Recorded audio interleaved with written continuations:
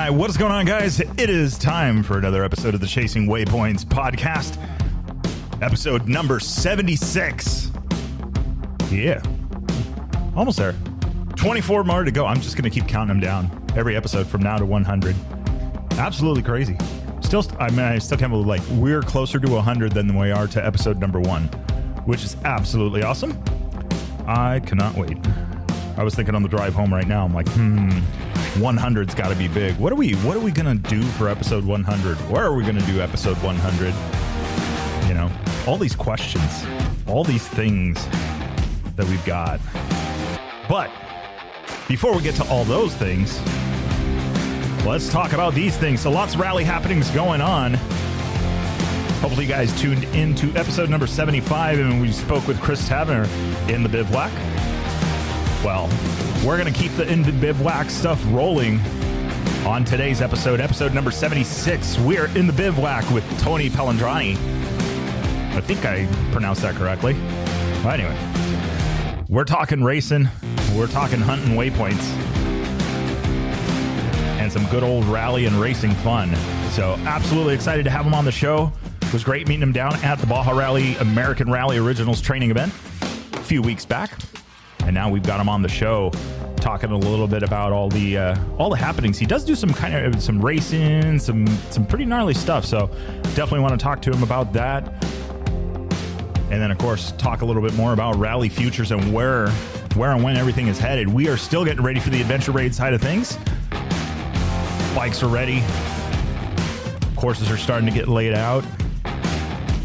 We're going to be going live soon with that one, so cannot wait. Let's send the link over to him. There it is. Now we just got to wait for him to jump on. I will keep an eye on the microphone, or I should say on the screen, for him to get on. But anyway, all right, let's turn down the party while we wait for him to get on. So lots of happenings. We are hitting the summer weather, and we are inching closer to the Kota Rally coming up soon, coming in hot. I'm looking forward to that one as well. We'll be on the tracking side of things. KTM Adventure Rally as well, coming in hot as well. So that one will also be really cool to check out and see what they've got going on and happening and all that fun stuff. So hopefully we get out to there. Going to be out in Idaho, if I'm not mistaken. So should be good. All right. I got the party turned down here. Looks like, yeah, we got him on. Tony, you there? Victor, yeah, can you hear me? Yes, sir. What's going on? How are you? I'm doing well, buddy. Thanks for having me on. Yeah, absolutely. Nice. I'm happy you're on. Got all sorts of fun stuff happening over the last few weeks. Yeah, I'm sure. I know. I've been for me, I got a family of riders, so it's maintaining little mini bikes and my wife's bikes and my bikes and trying to chase all the things they want to do at the same time. I'm trying to, build a race bike and rally bikes and all that good stuff. So I need a truck like the Freedom Rally guys do to take care of my garage, so. Yeah, big old enclosed 7x14. I don't know what that thing was. Was it 7x14? Oh, but whoever it was, Scott's rig, the big truck with all the bins. I mean, him and I hit it off right away. I told him, like, anyone who has bins with bags and bags and bags and all the organization that you need to keep everything straight is my guy. That's the Boy Scout in me coming out, so. Prepared for anything. Yeah, I think so. That is a pretty badass rig. I mean, that's. Oh yeah, I know. Everything. I felt bad walking over there. We were in Baja Rally, we were staged out of a little truck, so I was over there looking for air compressors to clean goggles out at night. I need to funnel those guys a bunch of beers, man, for my services. the racer favors. Well, it's gonna come across where you're gonna run across one of those guys. They're all gonna be lost, and you're gonna be the one voted to open the waypoint and take the penalty.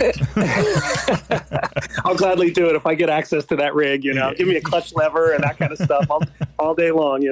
There you go. It all works out in the end, one way or another. Yeah, exactly. I got the little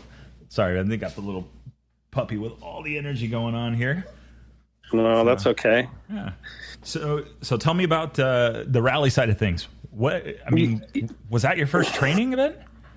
Well, kind of yes and no. I have somehow been around this rally fight club for a long time without necessarily knowing it.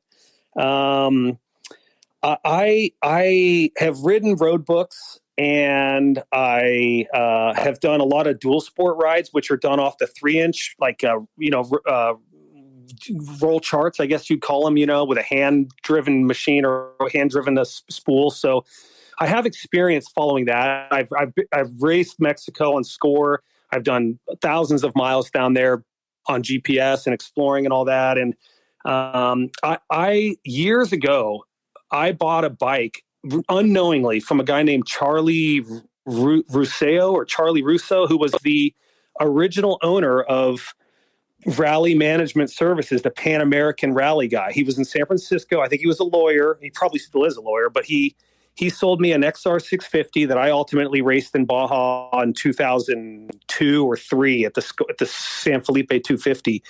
And he was building this company, and I just didn't even realize what existed until I left his house and I started, and back then it wasn't like social media everywhere. I mean, it was totally a different world. And so somehow I found out about what he was doing, and then it stumbled me into Scotty that was doing like photojournalism of Dakar. And I really loved all that, but I thought Dakar was always like big bikes, like 690s and bigger bikes. And I don't have an interest in that really right now. I'm always racing Harris Scrambles and Enduros and smaller stuff. And so I kind of didn't even think about ever getting involved in it. And then cut smash a couple years later, I had a CRF 450, an X with a license plate. It was an 06, and this was probably like 2013. Mm-hmm. I sold that bike to a random guy off Craigslist by the name of Mo Hart.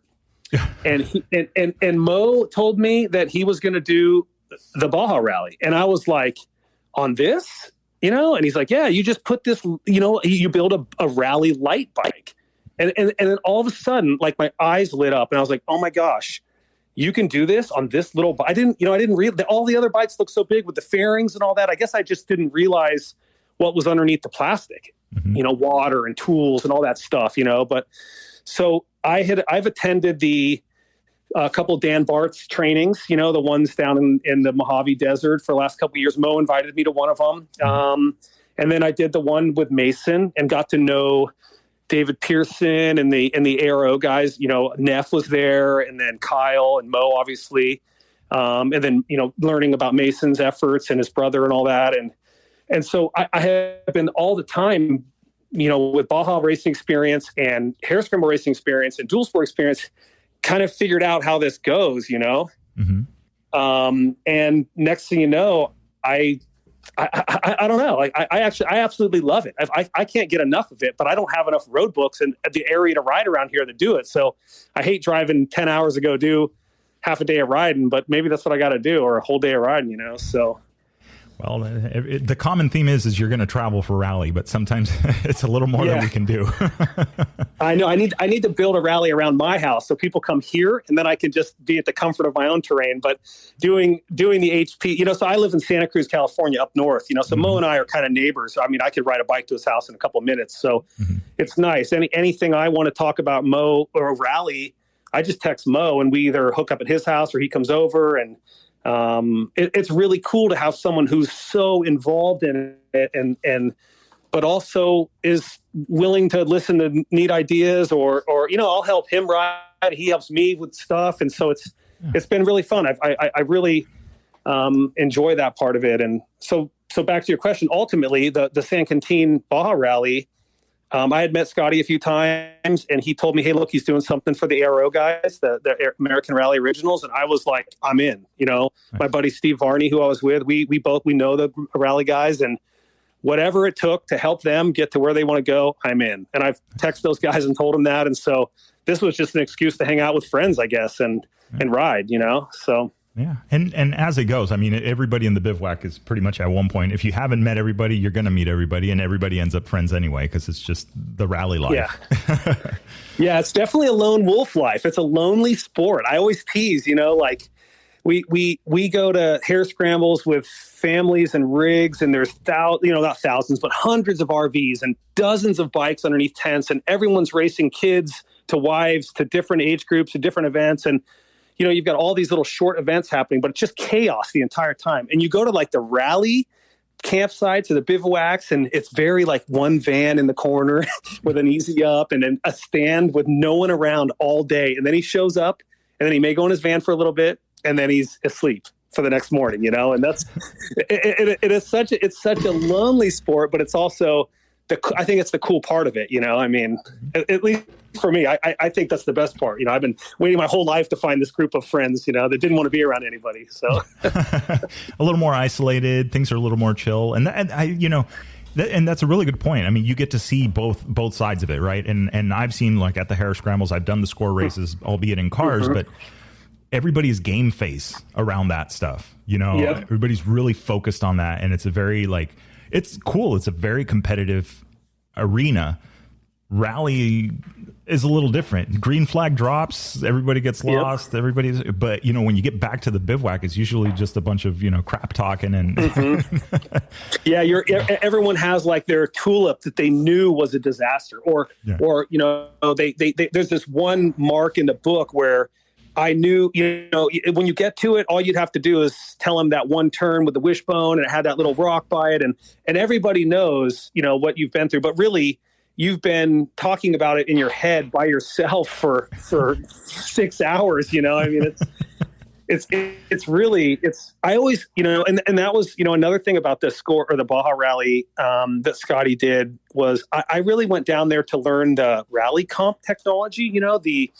I think I told you, like, I told my kids what I was doing, and they're like, Dad, you're basically playing Pokemon Go on a motorcycle. You're chasing digital waypoints. And I told them that's the best way to explain it. Like, I'm looking around in the desert on a map to find a digital waypoint that doesn't exist. And if I find it, I can keep going. And if I don't, I got to circle around and figure out where it is and keep going. And the first day down there, and I heard your podcast earlier about the way they had it planned. And it was like that. I mean, that Friday was chaotic because it was like I was entering waypoint ranges and they were beeping, and then I didn't know what the beep was for, and then I would find the waypoint, it would beep again, and then I would leave it, or it was just like I was so stressed I didn't even know what I was doing there. I was so deflated. And then I listened to the classroom part of it and your education side of it on the race director side and all the stuff that you do, and then all of the Mike Johnson stuff. You start to realize, like, okay, I get it. So if we spread this out, and if you're on track, you kind of get the validation that you're finding the right stuff, and it resets or adjusts. And so the second day for me was a little bit more comforting, but you still like are hoping that the thing's going to beep. You're kind of like, geez, if it doesn't beep right here, I'm totally lost. And luckily it would, and then the third day I really had figured out what I wanted to do. And I was really like, okay, any second now I should hear a noise, and it would come on, and I'd be like, yes, like, I got this. I figured this out, and so then it was just a matter of looking between the roadbook tulips and figuring out how fast to go because of the gap between the next mileage. I mean, there's always that little indicator down there that tells you the different distance. And so the last day for me, after all said and done, talking to everybody and getting tips from everybody, it was really awesome. I mean, it was probably one of the best riding events I'd been to ever. And it supported a great cause and great people. And like you said, friends for life, really. I mean, these guys I still text with, and some of them have only met in the bivouac, so. Yeah, it was interesting to see that there, and you're right. There was that level of stress on the first day, but it was almost like a necessary evil to get that out of the way. Like I'm riding, and like Stephanie's riding at me, and Montana Mike's riding the other way, and I'm like, I think he knows what he's doing because he's done this before, but like, why am I going this way? Like I was just like, and then the other thing to add to it all is there's like a rite of passage, I think, when you ride a road or when you ride a rally bike that has a windshield. I'd never done that. And so the very first couple kilometers, I kissed the windshield so hard. I bit the crap out of my tongue, had a bloody mouth. And it was only because of my riding style without a windshield. You get all over the front of the bike. I feel real comfortable on it. But now I'm trying to like hold off from getting into the front of the windshield. And I learned very quickly that you have to adjust what you're coming in. And the dunes too. I mean, the dunes were a little challenging with that equipment up front, but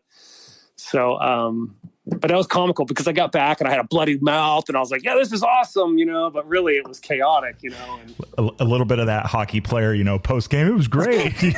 Yeah, that's what I was worried. I stopped and was like, did I bite the tip of my tongue off? I'm like, no, I think I just like bit my lip or something. I don't know what happened, but I knew when it happened, and then worst case is you had to dig your bike out of the sand too. So it was like, insult to injury, I guess. Not the business. Although we did have a guy on a tiger down there.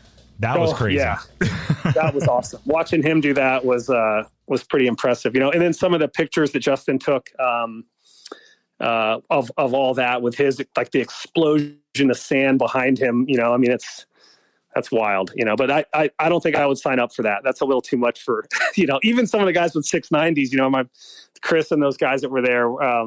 He's up in Northern California too, but I know it was a challenge to get some of those bikes out of the sand. So. Oh yeah, they get. I mean, it's a lot of these bikes. I mean, they hide their weight really well. They look very big, and I mean, they were. You're right. I mean, when KTM developed, when Dakar changed the rules to 450, the only thing KTM had at their disposal at that time was the ladder frame from the 690. So they basically slapped that 450 in it. So they are, for all intents and purposes, they are a 690. But I mean, now they're motocross bikes with fairings. I mean, there's. So those are awesome vehicles. I was lucky enough to ride Kyle's up the wash and back down in Jawbone one evening, and I was still in gear. I'd just come in. He said, "Hey, go take it for a spin if you want." So I ripped it down, and I think it was all good. And then I realized I got in the sixth gear, and the RPMs dropped, and the thing wanted to go a zillion miles an hour, and it was so comfortable. I just backed it down, turned it around, brought it back, and was like, "Oh my gosh. This is what I want someday." This is why I'm riding rally. I want to have a rally bike just to be able to do this kind of stuff. But in the meantime, I'm scrapping together other bikes and trying to make it work. But they're insane vehicles, And so that's actually an interesting one. And that's one of my favorite questions is like, so obviously you've logged miles on the skinny bikes, right? That we call them. And so what was the first thing you noticed on that rally? On the rally bike? Just the comfort of the cockpit, like it was taller. The seat was taller. It felt a little more, it felt like I was driving like an old Cadillac, like it really felt comfortable. Like you could just sit in it all day. The seat was squishy. And I'm sure those are upgrades you could do to any bike. I mean, I have a good seat on my bike, but not like this, and then the whole, like, it just felt very planted because it's so heavy, but all the weight's really low. It doesn't feel very tipsy. And the wash we were in was right out of the where Dan had us staged. It was pretty gnarly. It went like from gravelly road to like instantaneous sand wash with boulders, and then it got deeper. And I kind of took it all the way in there. I felt comfortable riding it. I knew I wasn't going to dump it. But the throttle response is just it's like a mad dog, just instantaneous power. You don't really have to be in the right gear. You could clutch it if you needed to, but if you're in the right gear and you're riding it correctly, it just stands up and rips, I mean, even turning it around, I kind of did like a big old, like, right hand 180 trying to see what that felt like. And the thing just like turned around and took off the right direction I wanted it to. And I was like, oh my God, I got to get this bike out of my hands. I don't want to know what this feels like until I own one. So, because everything else you compare to that. So great. This podcast just got even more expensive. Yeah. Oh, I know. Trust me. That's why I keep I told the same thing to Kyle. The more people that go to Dakar and are potentially forced to buy their race bikes from Boss Dakar, whoever it is, means that someday one of these bikes is going to show up on Craigslist, or in a backyard fight club deal, and so I'm just sitting in the background waiting for someone to have too many of them, So exactly. Maybe it's the Kansas guys with all those cool bikes, So Yeah, I've heard, I mean, I know that there's a couple of ways to get them, but I mean, they're a pretty penny, and it takes some some maneuvering. We'll leave it at that. Yeah, and they're very specialty bikes. Like we've got property up in Mendocino where we ride a ton of off road in, and I would never want to be caught dead with that bike up there, And actually, when we were riding in Mojave, I kept asking Kyle, "Hey, you want to trade? You want to trade bikes? I heard it's going to be super rocky." And he's like, no, I'm good. And then after camp, he'd be like, "Oh, I should have traded you for that 6 kilometer section," because it was miserable rocks. And that's where those things are going to be just, it's like lugging around 300 and something pounds, versus 240, with maybe, half gas tank and all the be able to touch it and deal with it and pick it up easily too, so. Yeah, exactly. I mean, it's at the end of the day at certain, like anything else, right? At a certain amount of miles an hour, it ends up weighing what it weighs. Yep. And you will not be able to hide it. A 400-pound bike is a 400-pound bike at 2 miles an hour. But once you get it up to speed, not so much. It's interesting. I wonder what would happen, because, I mean, you can pretty much buy that kit. Omega and a couple of these other, but the thing is they design it for the 690. Yeah. So now you got the weight of the 690 motor, but you also got the torque. So yeah, I don't know. I think you want that for, I just picked up a 450, a new bike for this fall. It was a 2021, the FE. It's a KTM SX factory edition, but it'll be hair scrambled out. But it's just got that instant power. It's a totally different bike. And I keep contemplating wanting to build my rally bike out of my 450. Right now I have it on a 501 just because I want the 6 speeds and all that stuff. But, I don't have enough money to send an engine away to get a 6 gear put in it. I mean, I want to, but it's not, I don't. But, those are the things, you start really micro focusing on how to make the perfect rally bike. And I think it starts off with the absolute lightest bike you can get, with the longest range of gears, and then you go chase how you want to do the nav stuff, whether you go digital or paper. I mean, that's what I'm in the middle of. I love paper because I know, and wired thumbs. I feel like there's nothing that's going to go wrong, but then you have zillions of wires to deal with, but the Bluetooth technology to the road book digital thing looks so clean and easy to just take on and off that I don't know. What do you think? I mean, do you think everyone's going digital at some point pretty quick here, or is there going to be a, organizational thing? I think that there's going to be, it's going to end up splitting the group is what I think is happening, because the people that have been running the tablets, they really like the tablets. But then the guys that have been doing this the longest, the first thing they say about the tablet is that, well, I can't see it in the sun. Yeah. And unless it's one of the purpose-built, like the Tower One from ICO. Yeah. Right? Yeah. So it kind of makes it difficult. I still think paper's going to hold on for a long time because of that, just to have something that actually works versus, having the tablet.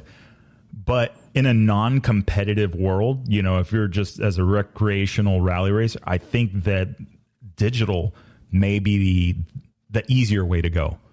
But if you plan on going competitive at any point until it's mandatory, I still think paper's going to be the way to go. So. Yeah, I just always think about if you were to yard sale and, destroy your tablet or destroy your road book. I mean, worst case, you could still wind a piece of paper up and find your way back and maybe finish a stage, right? Or whatever it would take. Where if you had a shattered screen, or you destroyed or you lost battery connection for Bluetooth, or you had a quirky problem where you had to reset the electronics and then you couldn't load the thing. There's all these what ifs on the digital side, but I get it. My car has a fly-by-wire. I mean, it's at some point it becomes, you have to just trust it and know that it works, but yeah. I don't know. I do think that I have my kids both race. I have a daughter that's 11 and my son's 13, and they both race hair scrambles. But I can't wait to buy some cheap little Kindle tablets and get a Bluetooth thumb switch and put them on their bikes and go build them a 20 kilometer or a 25 kilometer road book in the hills where they can ride by themselves with me sweeping and get them to learn it. I know that this sport is going to grow so fast, I think, because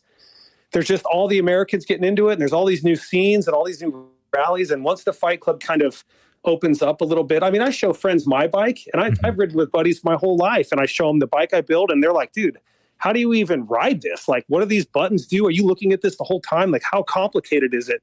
But once you learn it, it doesn't even take a second to think about. You know, you're just totally in the flow state, and it's all good. But and I think that once the younger generation gets it, like Mason, right? Mason and his brother, they're gonna, you know, that's just, they're flying. So for sure. And you know, it's an interesting thing that you say is, like, you're right. As people do ask how complicated it is, and you start getting. Once you understand what you're looking at in the boxes, then every box is the same. There's nothing really that much more complicated from one box to the other than, you know, some signs and whatnot. But I think that the instant gratification of hitting a waypoint is, I mean, how do you see that? Like, you know, okay, you've done the hair scrambles, you've done that, so you've raced that for a long time, longer than the rally stuff. But what you've seen already in rally, what's the comparison between the two for you? Well, yeah, you're right. I mean, it's like, you know, with hair scramble racing, you're basically, I think the endorphin rush is seeing dust in front of you and chasing the guy down and then trying to find the next piece of dust. You know, like you're basically, because at some point you start on the same row on the same second, they fire the gun, you start your engine, you take off, and it's basically balls to the wall until the checkered flag falls, and you're on a known course. It's marked. You don't have to worry about getting lost necessarily, but you don't know where you're not pre-running it, so you don't know what you have. It's not like Score where you've gone out and marked and GPSed every little rock in the trail or whatever, you know. But the rally stuff, I think for sure it's better. I enjoy it more. I think you can ride a little bit slower and smarter and still be going just as fast, so to say, I guess, compared to someone else who may you be riding with. But like, I've gotten to the point where I really enjoy trying to figure out. For a long time, I would focus on the road book so much, I would forget that I'm riding. You know, I forgot like that I'm on a sandy double track that's so flowy, smooth, and there's little hits here and there, and you can just rail these turns. I'm focused on the, oh my God, 3.2 kilometers, 3.0 kilometers, 2.9 kilometers, 2.7. You know, like you're counting it down, and the kilometer thing really screws me up because it comes at you so fast. Mm-hmm. Where I mean, I know kilometers, I know how it works, but it just always surprises me how fast 1 kilometer comes up. You know, I need to switch all my cars to be metric, I guess. But then when you do get a waypoint, or you do get a tulip that has a wishbone, and you're 1 click or 1/10 away from coming into it, and you see it, and you know you got to go right, it is so gratifying. You're right, because you've got it, you cleared it, you move on, you look down, I see that the next waypoint's 4 clicks away, and then I just focus on riding for 3.5 kilometers at my best pace, as clean as possible, and then get back to the book again, and try not to stare at the road book as much as I want to, but I trust what I'm thinking about speed and distance and all that, you know. So, and then you add like the HP factor in, which is awesome for the off pista wherever, where you kind of have to just trust that you're going at a certain cap heading and you're not veering off too far. And it takes a lot of trust in your navigation to do it right. But when it goes right, that's the best. When you come in from nowhere to a section that has like a fence post or a gully that you're looking for, and you capture it, and you're like, okay, that was, you know, that's those 10 kilometers of just freestyling through scrub brush. I didn't kill myself, first of all, and second of all, I found out where I was going, and you're gone, you know. So not as lost as you thought you were. No, and that's the thing. Like, at the moment you leave the bivouac, you know, 1/10 after the green flag, you're lost. I mean, you don't know where you're going. You don't know any idea what turns next. You don't know how to get back to camp. You don't know what the path looks like. But when you know you're coming back in and you get a sense of a couple tulips away from the end, you realize you're like, oh my God, I get it. I did this whole loop. I went all the way out here. We came through here, and you know, so that part of it, back to your question, I guess that for me, it's the rally, a day of rally or a rally stage is way more gratifying than a 3-hour hair scramble race. I mean, it's a different kind of riding. I enjoy them both, you know, but there's a lot more helmet time, and contemplation on what you're doing and making sure you're doing it right. Yeah. And it's not, I mean, it's kind of weird. Like I'm not the fastest rider in any group actually, but the idea of the stress of having to pin it. And I mean, I've been in a race car, so I understand the dust. You see the dust and it's the red, it's the red tape to the bull, there's blood in the water. And the idea that, okay, well, this is rally, like they could literally make a left turn and be off the road book. And this dust you've been chasing and you've seen over the hills for a little bit, all of a sudden goes the wrong way. Yeah. So for sure. Yeah. And that's another thing is you never trust, one of the things that made me laugh is when I went out on one of the road books, I went out second. And Montana Mike he went first. And when I got back, he's like, "Oh, did you see my mistakes?" And I was like, I was so focused on the book, I didn't even see what I was looking at. And he's like, "Oh, dude, I went wide on every corner. I made a tire track going that way. I think, just to try to throw me like a loop that I'm supposed to be following fresh tracks." Cause we had that like fog, up down in San Quintin, and you literally could see the tracks. And I was like, geez, I don't even know if this is the right track, but then I was just trusting the book. And yeah, you're right. Like it's just, there's just you have to believe, like even at the end of one of the days, Ben and I was lost in town in San Quintin. I didn't know where I was. I was like, I totally got screwed up on the road book. I think I don't know if it was wrong, but I was wrong. And then I saw him and he thought I was like Kyle. He thought I was somebody, one of the trainers. And I caught up next to him. We looked over and I looked at him and I didn't know where I was. And I'm like, God, I hope he knows where I goes. Cause if I have to go back to where I think I lost, there wasn't any waypoints. There was just a finish line. And then I noticed there was a structure coming and I looked at my book real quickly. And if the structure had a turn, I knew where I was. Right. But in the normal world, if I was halfway through a road book, you wouldn't even dare do that. You'd have to just stop, go back, figure it out, and make sure that you're square and not relying on anybody else, right? And but that's the fun of it. That's all the strategy, I mean, that's what you learn talking to those guys down there. They've got all these tips and tricks of every little mistake and what if that could have happened on every stage, Yeah, and that's it's funny, like we were talking about that. It's kind of like Microsoft Excel. You're never going to meet somebody that has the same exact skill set. Everybody's got a little bit different of a trick of how they mark their road books it's going to be going away. But as far as like just the way they manage their rally, their event, how they do things. Yeah. Yeah. I like to hear about some of the guys that like scroll forward, to look ahead a little bit and then come back. I can't even figure out why that would help. Because I'm like so confused on just getting to the very next tulip, and I didn't really get terribly lost. I had a great time doing it all, but every time I'm like, okay. The other problem I have is I'm a little bit dyslexic. So like 36.36, I'm like, okay, 36.63, 36.663. And then I get past the one I need to be at. And I'm like, shit, I missed it, So, so then I'm like hyper focused on these numbers and I'm trying to like, it's like it becomes super mental. You get it's like playing golf. I think, you get exhausted and you really didn't do that much, but you've got such a mental drain on your navigation skill set and memory of like trying to, you need a photographic memory, I think, to glance down once, look ahead and be able to see what you saw instead of look at it 10 times. And I'm that guy. I have to look 10 times, And I've heard guys that can memorize the 3 notes. They'll look down. Okay, cool. And the next 3 notes, they're just like gone. And it's beyond me. I mean, it was like, in talking with, which to me was like, I never thought of it that way, but in talking to Colton Udall, when he was talking about his training and how he's constantly counting backwards, challenging his mind, even though he's exerted.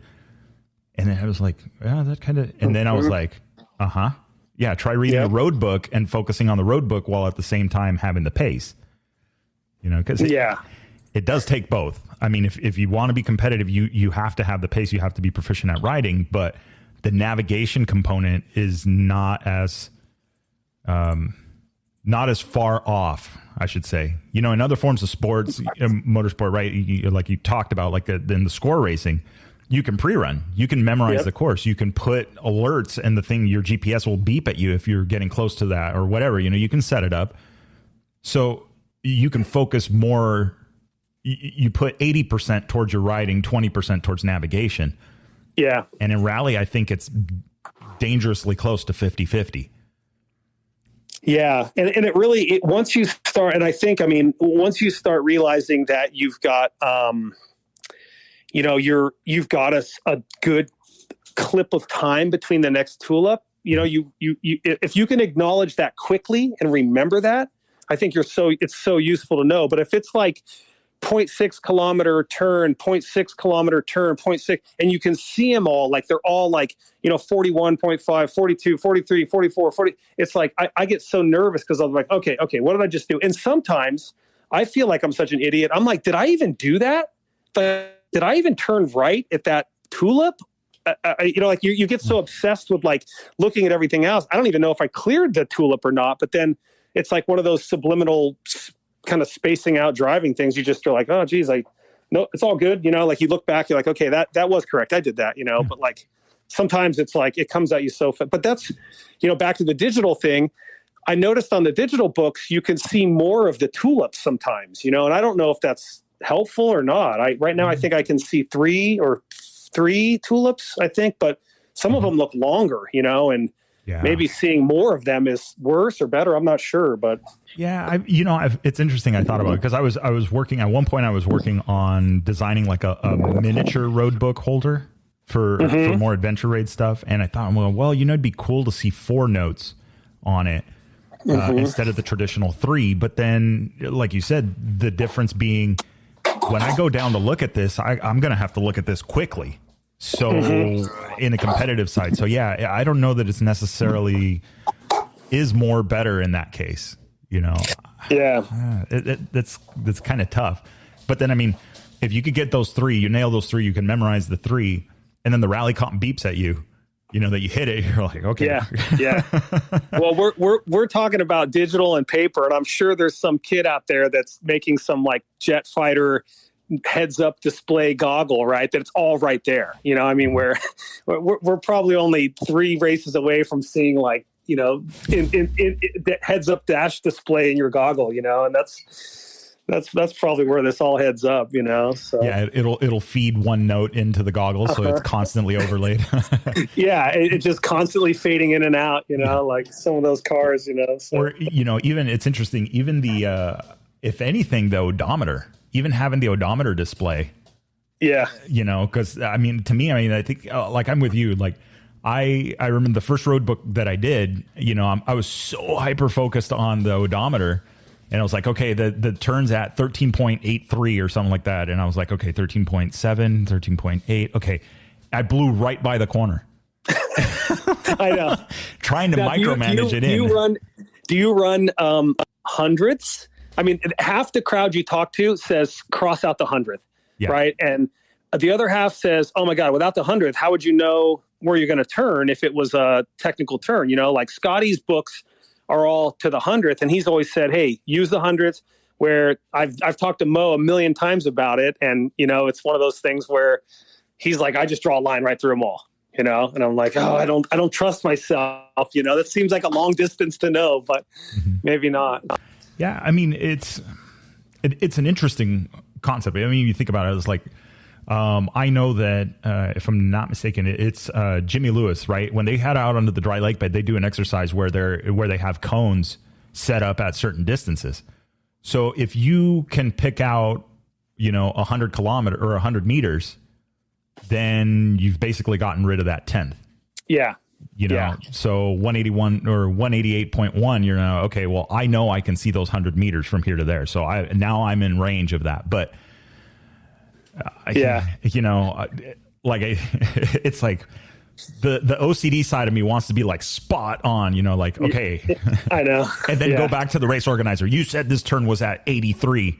It was not. It was at 83.8. 8.8. Yeah, exactly. And I grew up swimming competitively. So I'm always like, okay, how many laps in a pool is 100 yards? It's 4 laps. Okay. That looks like about, 4 laps from here, from me to there is 4 laps. So like, then I start thinking of like, okay, the turn's coming up in half a pool length or whatever, and I still miss it. I know that it's coming. Like you said, I know the turn's right here.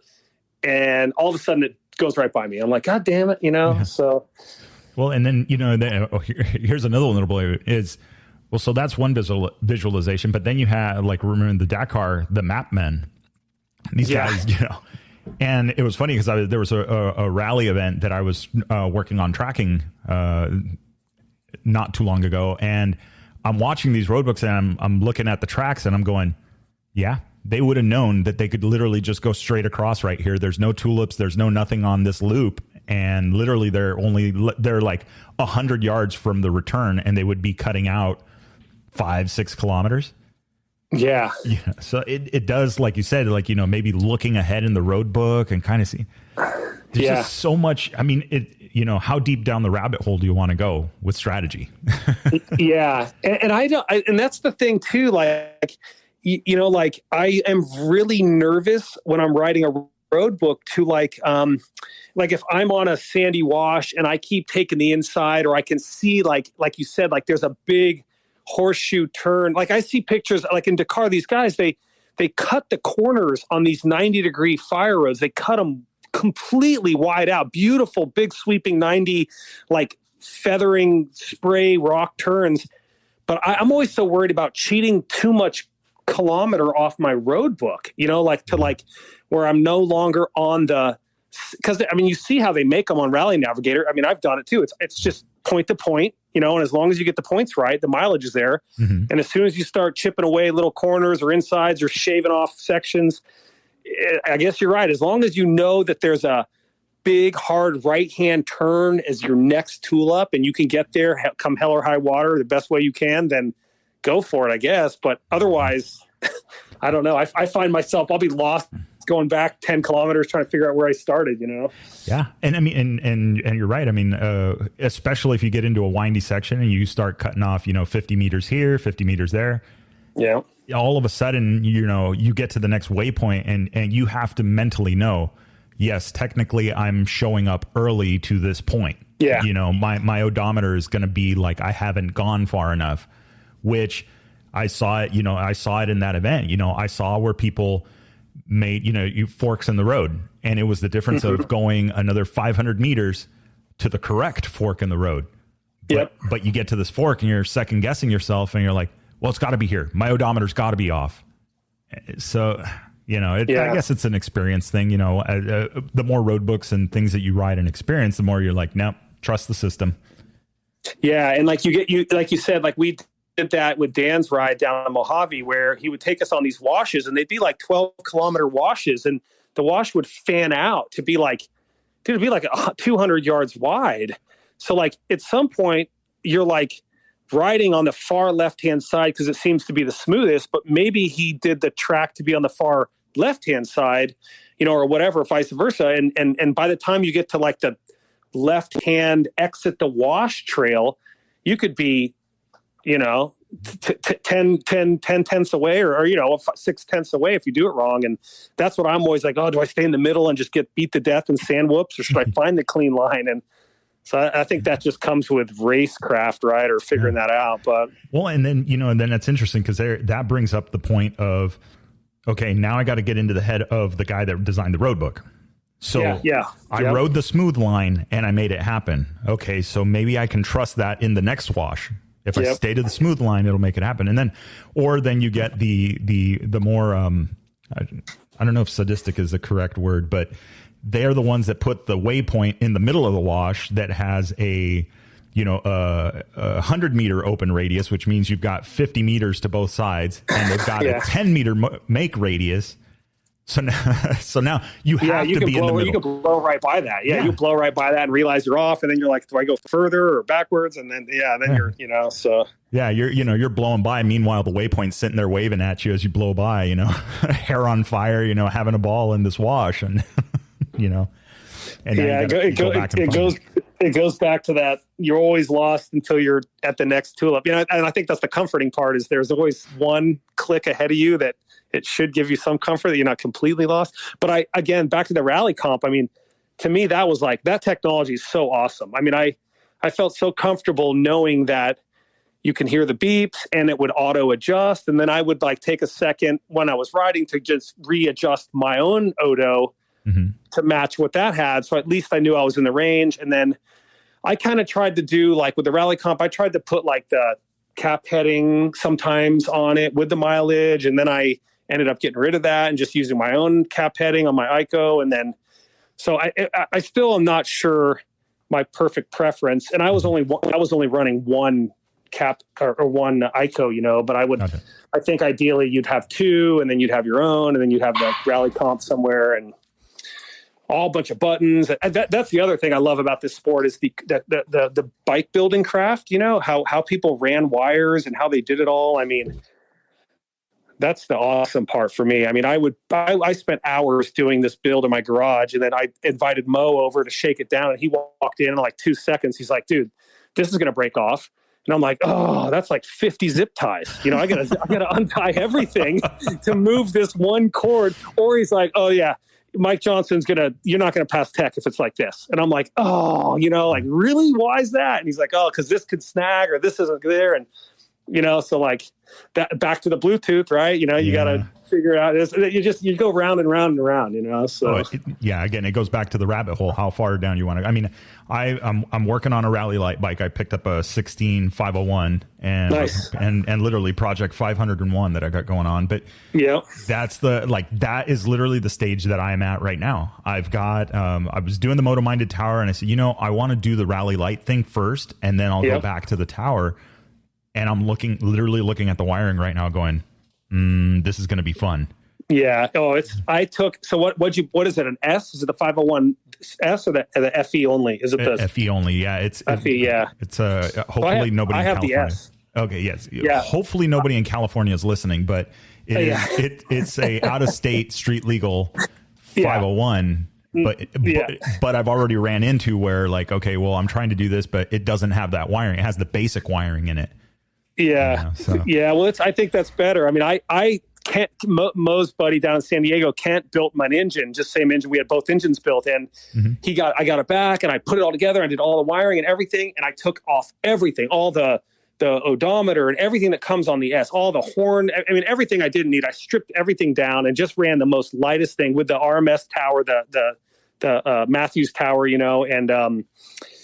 and what's funny is I did the whole rally and I got everything, and I got home and I realized without having the Odo, I don't have a fixed Odo or an hour meter any longer. So now I had to go back and put an hour meter on it just so I could maintain the maintenance on it, but that bike rips. I'm actually racing a 15 FE 501. And it had 0 hours on it when I got to San Quintin, 0 basically. Nice. And the thing is balance. I mean, it is such a rocket. It's such a ripper. So I'm stoked on it. Yeah.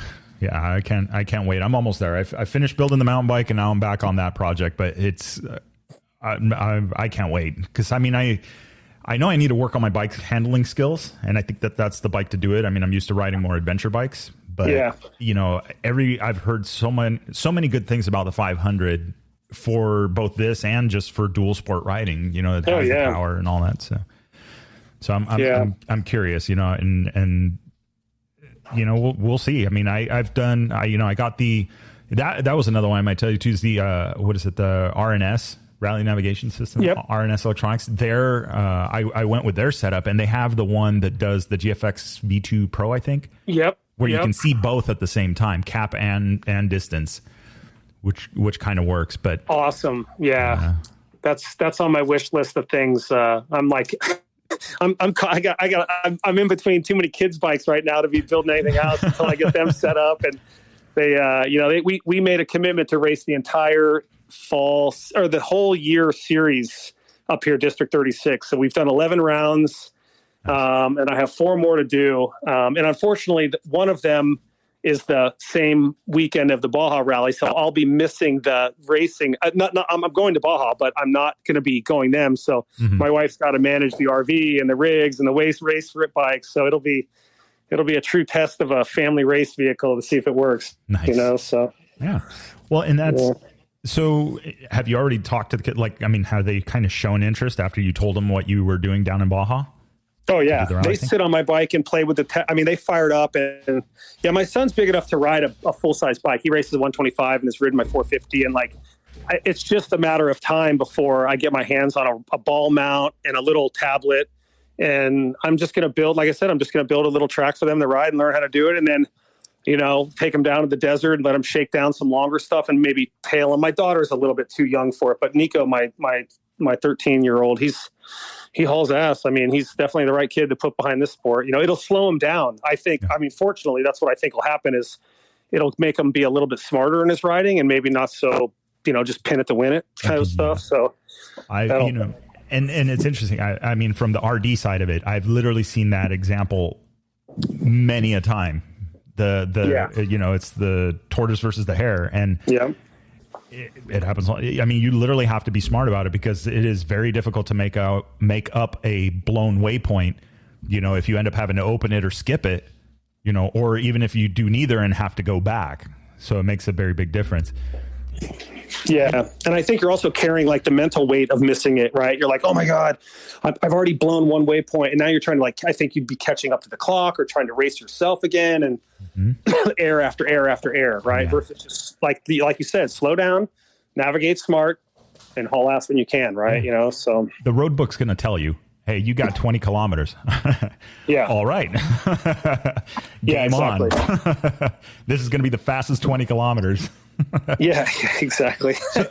so that's something, curious. I mean, so obviously with the kids racing and doing the hare scramble side of things and doing that, safety between rally raid and what are the biggest things for you? I mean, you kind of mentioned slowing down, but I mean, are there other things to it? You're like, okay, rally racing is safer than, even though you don't have a marked course?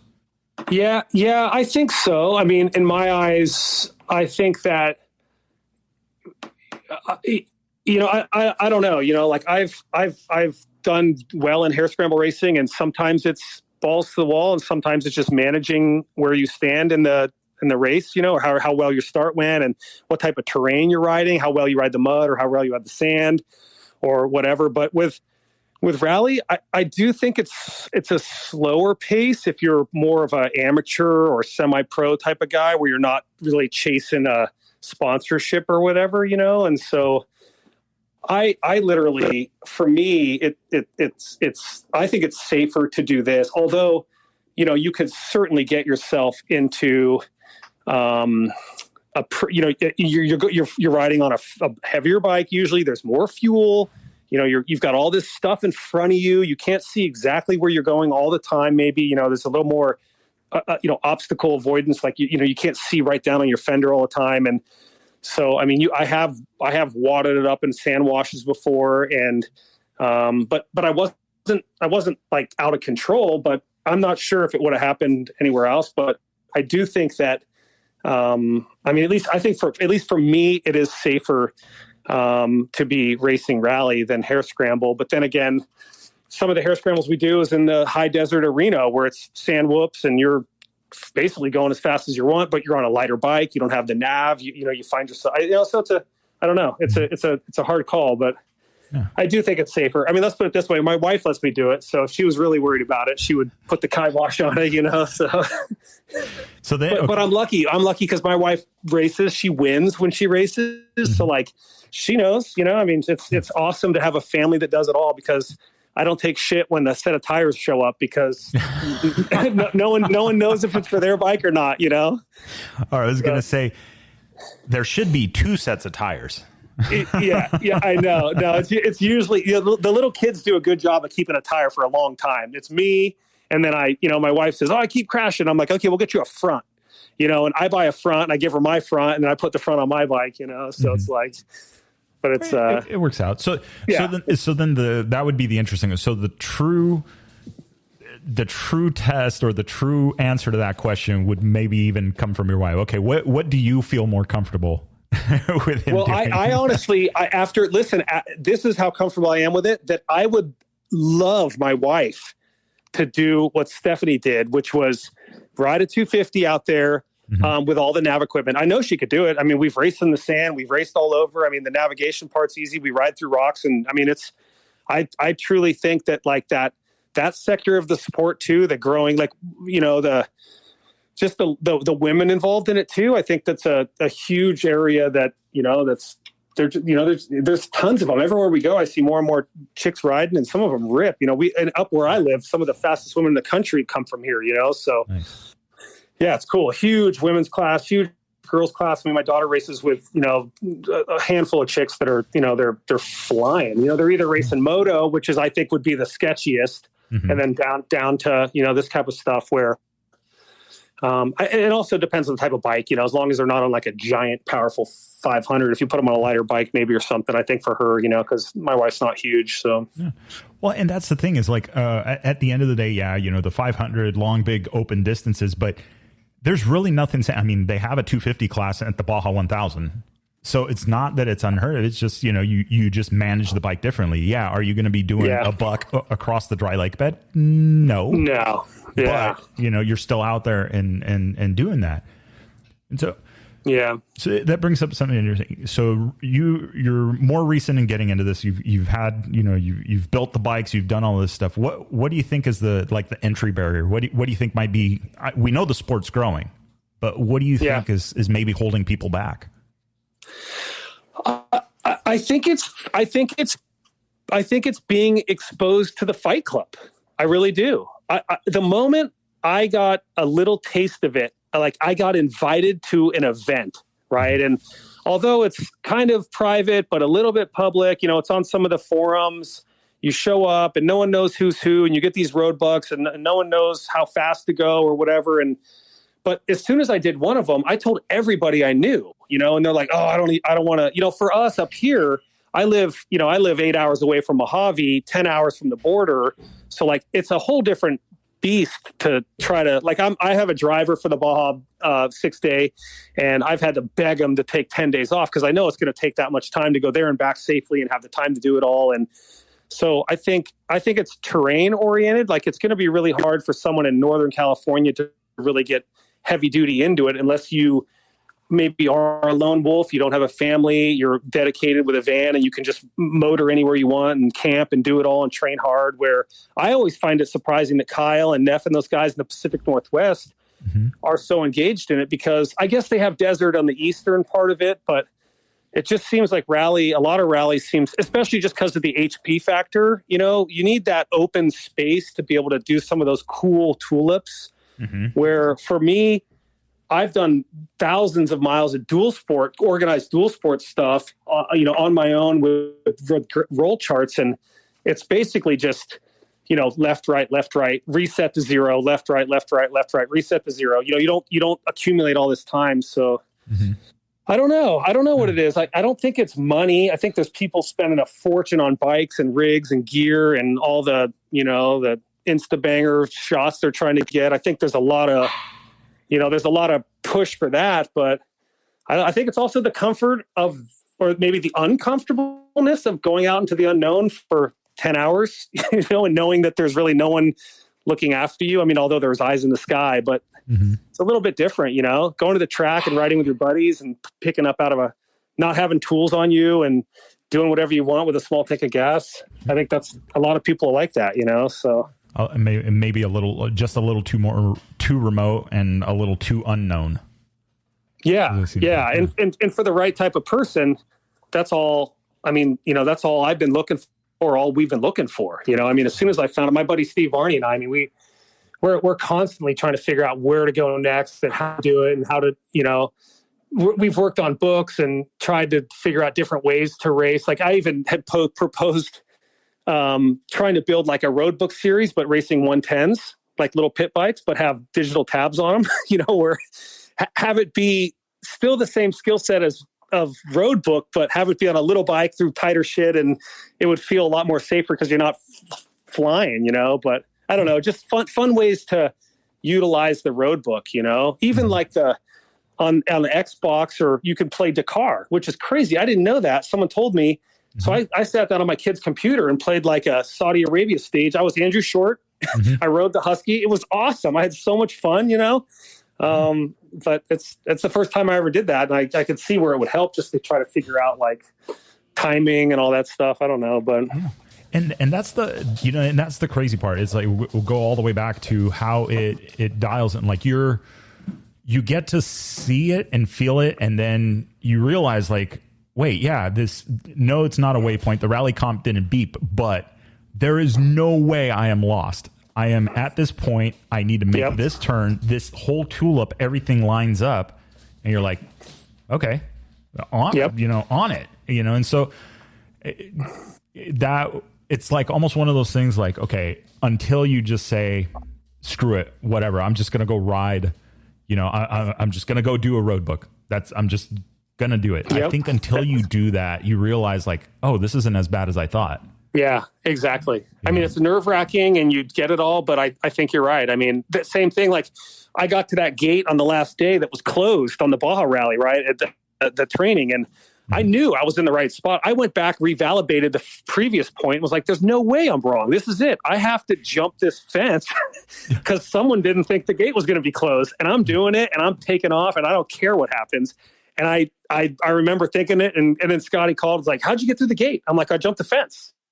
Like I had to go over the barbed wire. And he's like, oh, geez, I got to go unlock the gate or figure out what to do, So, but that you're right. Once you get there and it's right, it's right. There's no questions about it, right? And I think that's just good mapping, good road books. I mean, I'm sure if you did it from Google, you could run into all kind of trouble if you start getting off and off and off, and you're not pre-running it maybe. But then again, that's part of the racing too, is figuring it all out. Yeah. And that, it's very interesting because I know of, some of the bigger teams, that's literally what they do. They've got guys like that compare, satellite images from I don't know where and how and all these different things. And they'll build you a road book and they've never set foot even in the country that they're building the road book in, which blows my mind, and they're fairly accurate, And so you wonder like, damn, how do you guys do it? But in California, the land of locked gates, it could be very dangerous. Yeah, exactly. I know. That's why Mexico is such an appealing place to do it at, because, as long as the organizer, has the right friends and he's not doing stupid stuff, you really can do you can go through the dunes. I mean, those riding in the dunes that we did on the last day was so awesome. I mean, picturesque, sea breeze, fog. I mean, it was just, I could have ridden out there for thousands of miles. It was so awesome, and you can't get that where I live and nowhere near that, so. Yeah, it gives you, it's like you're exploring areas. And I mean, especially down there, which is very interesting that you bring that up and the right friends and having the right people. But in my experience with Baja Rally, that was one of the things, like once people learned from the outside, right? The organization, the landowners and the local governments, once they kind of caught up and caught on to what it is after it was explained to them, they realized that, okay, so this isn't, they're expecting thousands of people. They're expecting to have to pay for trash cleanup. They're expecting, 1,000 horsepower trophy trucks ripping up their roads. And once they realize that's not what it's about, you all of a sudden you get access to places that they will, SCORE will never get permission to ride. Yeah. Even like the fact you have speed zones, you can go, we went right through like a nursery, like a school at 25 kilometers per hour, as long as everybody obeys that, it's super safe, and that's, I think you're right. I mean, that having the format of a rally really slows down the people that are racing the clock, right? Where nothing else matters but how fast am I going on this road right now? Yeah. And that's where you end up with, all kinds of community problems, and El Hitos are mad at you for that, so. Mm-hmm. Yeah. And then you get the pre-runner. That's the other side of it too. There's no pre-runner.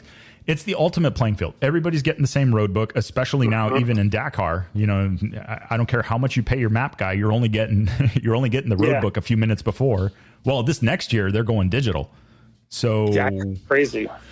I mean, I think that rally in that sense, is the way forward. Well, that's one coming up. Nora just changed to road book, right, for the Mexican 1000. So I'm curious to find out more about that decision and what that led to. So, I don't know, but I'm all with good you. Stuff, man. I know. I'm with you though. It would be kind of cool to see 110s with some kind of micro road book setup. Even if it is paper and manually winding them, but think you could pick 50 square miles on a 110 and build a gnarly road book on all these like small trails, nothing big, Yeah. I know. And all it is it's just like it's just a little playground, right? But training, the type of training you're trying to figure out, so. Yeah, exactly. But I do think who was it? Was it you? I think I listened to your podcast where they're talking about giving people different routes also, right? Like an A and B route, like that's crazy. It's interesting because I really am curious. So there was a couple of things that so at one of the rallies, I was talking to Skylar about it, how they changed the way that they did the prologue and stage 1, where there was like, they double timed it, or there was like a multiplier.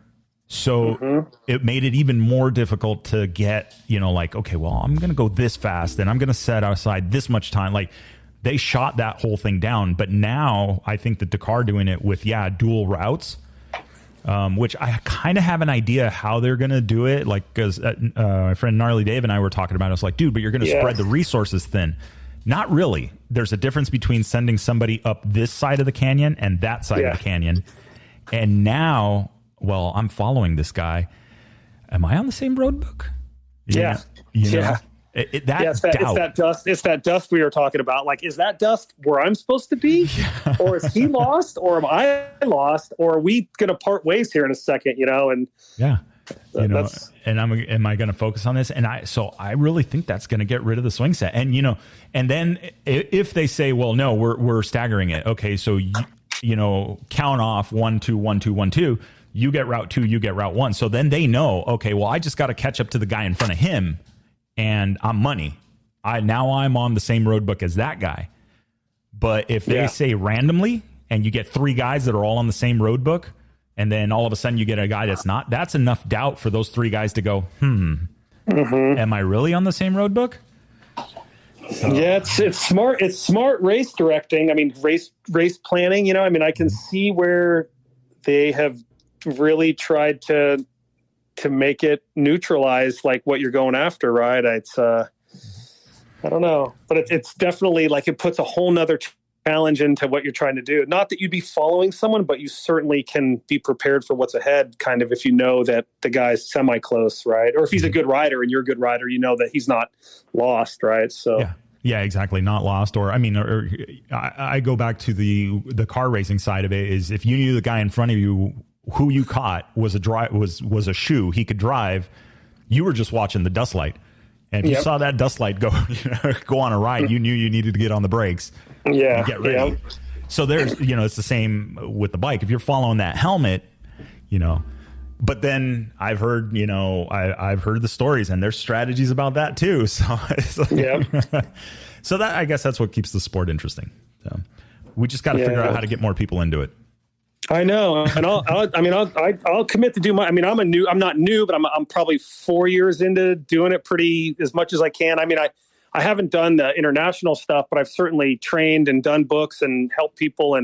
But I'm excited for these guys going to Dakar. I'm really stoked on meeting them and getting to know them and excited to see them. And then I'm part of a motorcycle club up here, and we're all it's all off-road racers. And I'm just trying to get them, to even do like a Baja trip where they just ride off a GPS or something, just enough to taste what the land's like, and then kind of introduce them into that stuff too. But I don't know. I think it'll grow, and it'll be. I'm hopeful that the younger crew picks it up, because I think they're the ones that will really change it. Like people like Mason and Carter, those guys. I've got kids that are, like I said, probably into it, and all their friends, if they have the right equipment and the right dad or mentor to help them, that's really what it takes. Yeah. And that was something I was talking to Chris Tavener about. It is the, getting that group together. I think that might be the next, like what you were talking about, is like, okay, well, maybe we need to do more like the ARO as a community and organize ourselves in a way where, okay, well, hey, we're going down. I have this trailer. I could do this. I'm committing to this. Does anybody need a ride? Does anybody, and if we can all kind of meet and meet in the middle and figure it out, then it'll be easier to do it, because, you're right. The rally events tend to be a little bit longer than just the weekend, and that's what makes it difficult for more people to help. but at the same time, you don't need as many people, right? You go to race a Baja race, you need to be prepared for leapfrogging. You need to be prepared for 50-mile pit intervals or 100-mile pit intervals. Like there's way more staffing required on a team than to go rally racing. Yeah, exactly. And then you have guys like the Kansas group that has those like, packages or you buy into fly and ride, right? I mean, that's awesome. I mean, for as much time as I spent trying to figure out how many brake levers and screws and bolts I need, sometimes I wish I just would have bought into to the service, and ride a dialed bike and fly home, Yeah, exactly. Like rock star style, right? But I'm not there yet, so. Yeah, it's like, well, you too can be a factory racer. And I mean, that is the easy way to do it. And there are other teams, local teams and stuff like that, where they'll even, you could just the support side of it, right? Yeah. Yep. If you've got a bike. So it'll be interesting to see. So what's next for you rally wise? Probably we're going to do some training up in the Reno area, in probably August, September, and then really just shake down for October, the 6th day, in Baja. And then from there, I don't know. I mean, I've got the rest of the hare scramble season to finish off. That's most of Thanksgiving. And then, I have a couple buddies I ride with. We free ride in Mexico, so we're overdue for a trip. So, but I'm going to leave my setup on. I'm really focused on trying to get used to riding with it fast and well and get used to the positioning of everything. So I was taking it on and off a lot, but now that I have it all dialed and flossed and cleaned and, I want to really spend some time logging miles and then obviously just, developing, different settings and stuff like that for suspension. I'm running, I have unfortunately C4S shocks on that bike, and there's a couple things I want to do. I rode Ben's bike down there that had some different, whole cartridges, and I don't know. I mean that stuff, but I plan to do a bunch of racing and free riding, and most of it is chasing kids around and shit. But that's probably one of the reasons why we do the hare scrambles and love it so much is because I never have to pick up a 65 on a hare scramble race ever. When I free ride, I'm constantly picking up my kid's bike, helping them up hills and all that. But for 3 hours, I can put my head down and I never have to look behind me and I never have to touch someone else's bike, So as a dad with mediocre riders, not mediocre, but, less experienced riders, I'm constantly the guy that's having to deal with it, So. Yeah. No, so it gives you a chance to really get some miles and log out and just kind of in your own helmet, doing your own thing, not having to worry about it. We'll see. I mean, I would love to do Sonora probably next year. I'd like to do more. I mean, to me, Scotty, I love doing anything that Scotty does. I really like him. I think he's a legend at what he does and has made himself into. And I like supporting all that. And I love the events and his enthusiasm for it. So I'll do as many of those. I would love to do the Catavina one that he has planned. I don't know how it pencils out, but that's one of I think Catavina is like the center of the universe for me. I absolutely love that spot. Everything about it, so the more time there, the better. And we'll see, so. Yeah, that's Catavina. I mean, I'm with you on that one. Cause I like that remoteness of it. Like that's one of the ideas that I like about the whole rally thing is right. You're riding out in the middle of nowhere, but Catavina is the one that does that for me. Yeah. And not only that, but like all the years that I spent with Baja Rally, every time we did the event, that was always the stage that everybody was like blown away by, and they just wanted more of that area. So it's just like a blink and on the road too. You drive, you see it, you leave it, you're like, oh my God, where did we just go through? And I've driven the hardtop and been all over, but we've ultimately always stopped and camped. And so many times I've been to Mexico, I've never stayed in hotels. I mean, I've always camped in remote world stuff and slept on the tarp on the ground, but yeah, Catavina is always one spot we try to get lost in and just hang out and enjoy it, and so it's fun. Yeah, the journey from the water all the way back into the boulders and the cactus and all that stuff. Ooh, and rad. Around sunset. Yeah, I remember my dad and I were at the finish line a few years back, and we were waiting for a rider to come through, but we were out there into the dark, and just that sunset out there, so remote. You get a semi truck every once in a while, you get a car every once in a while on the hard top, and I mean, it's amazing, Yeah.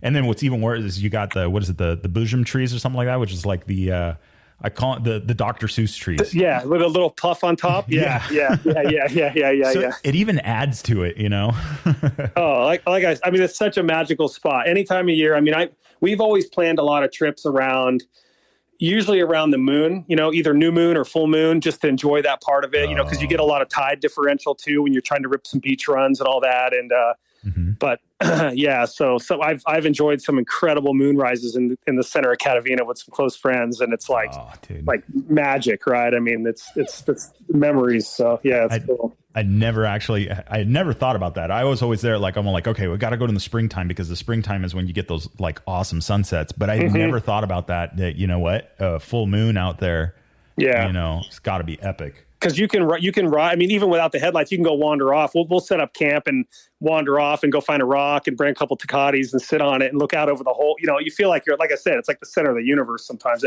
How to get there? Why is it there? You get into all these life questions, but it's pretty rad. I mean, that's the thing. That's helmet life, I guess. You find yourself in these weird things. Yep.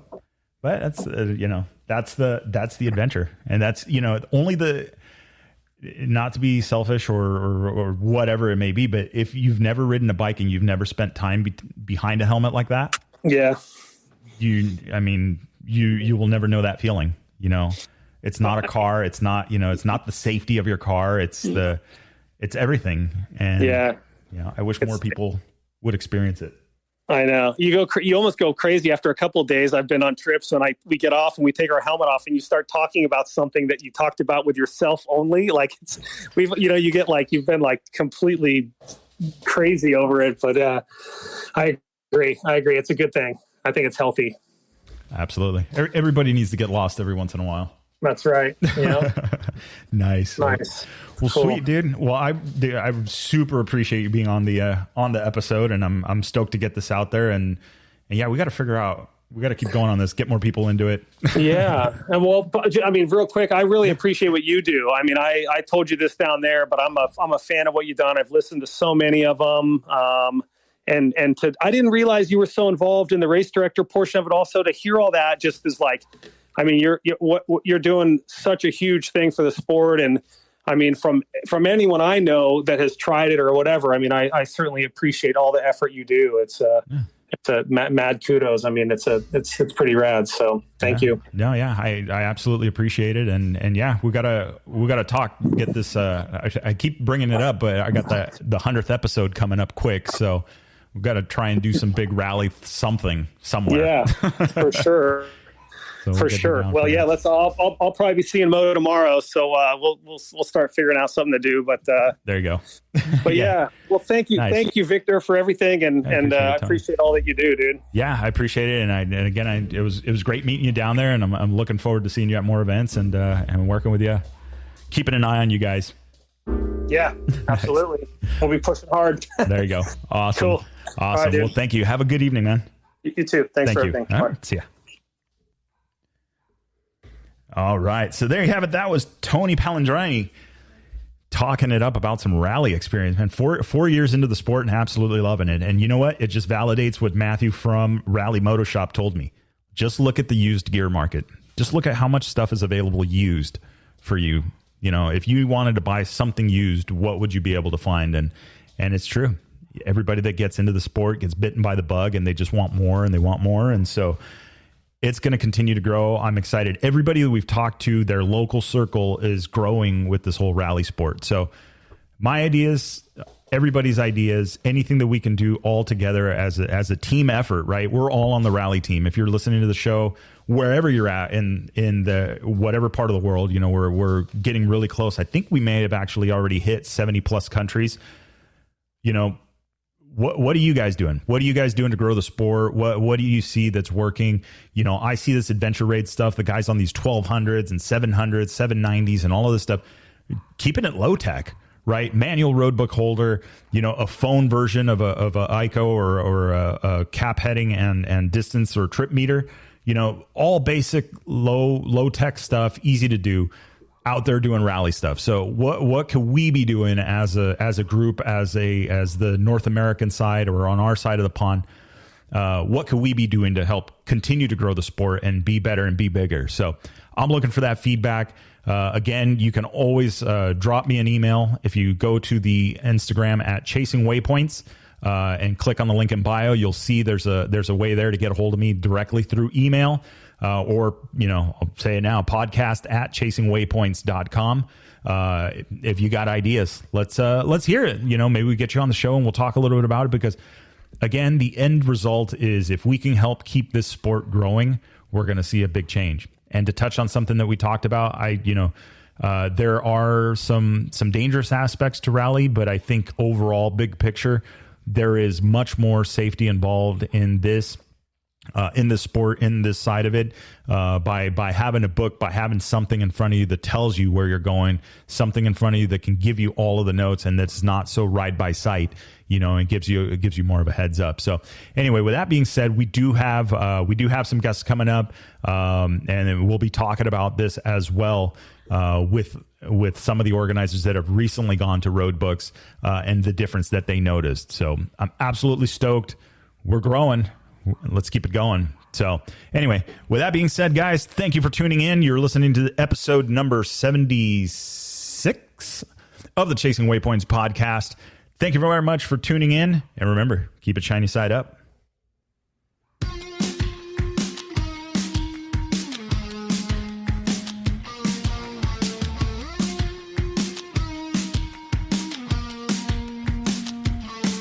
All right, that is the wrap for the Chasing Waypoints podcast this week. Hope you guys enjoyed the show. Don't forget to like and subscribe if you like what you heard. We are available on Apple Podcasts, Google Podcasts, and a bunch of others. Also, follow us on social media.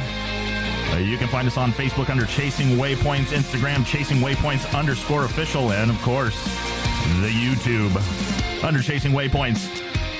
Hope everybody has a good week. We will see you guys for the next episode. Remember, shiny side up, and don't forget to tag us. We want to see where you guys are riding and what you guys are up to. Have a great week.